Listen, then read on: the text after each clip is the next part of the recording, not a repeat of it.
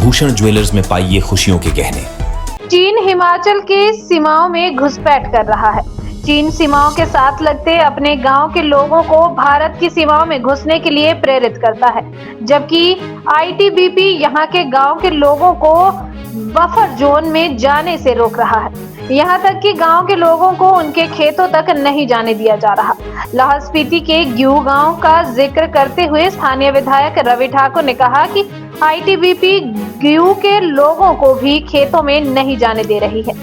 जनजातीय लोग सरकारें आती है जाती है, मगर हम लोग हमेशा रहते हैं। तो मैं ये आप लोगों को कहना चाहता हूँ और सरकारों को भी कहना चाहता हूँ कि इस तरफ ध्यान दें।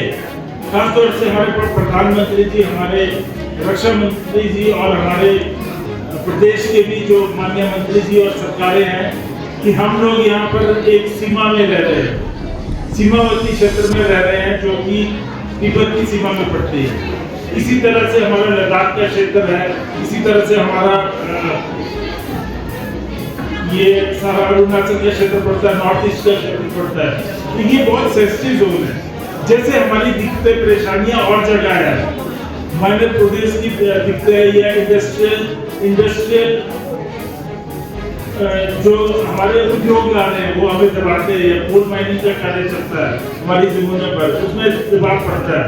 उसी तरह से हमारी जो यहाँ की दिक्कतें हैं, लाहौल स्पीति की अन्य क्षेत्रों की दिक्कतें हैं, वो अलग किस्म की दिक्कतें और परेशानियां हैं।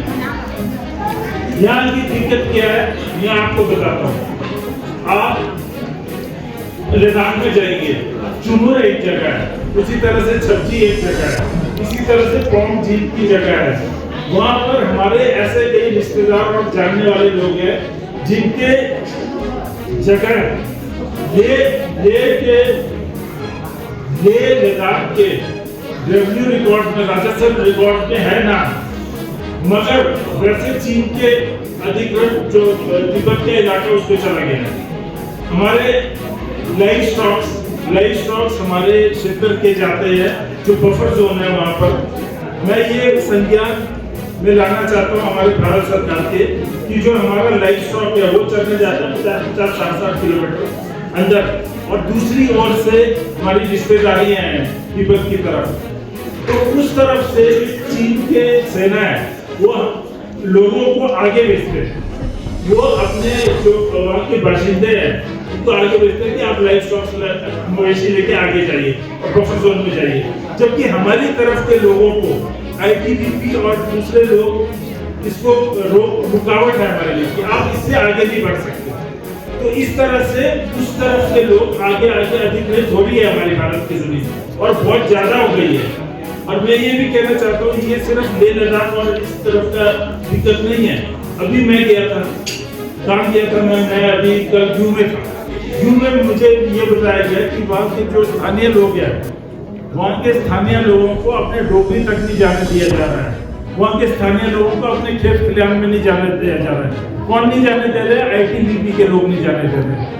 अब आप अपना खेती करने नहीं जा सकते तो 50 किलोमीटर आगे जो बफर जोन है वहाँ कैसे जा सकते हैं आप? तो ये बहुत बड़ी दिक्कत है, परेशानी है हमको, और इस तरह से हम लोग जूझ रहे हैं यहाँ। अभी टेलीकम्युनिकेशन का हम लोग जोड़ लगा रहे हैं, दबाव डाल रहे हैं, ट्रांसमिशन लाइन के लिए कर रहे हैं, ऑप्टिकल फाइबर के लिए कर रहे हैं, यहाँ पे स्कूलों के लिए, इसके लिए। अब पहले BADP के कार्यक्रम चलते थे, उसमें बजट आता था, अथाह पैसा आता था।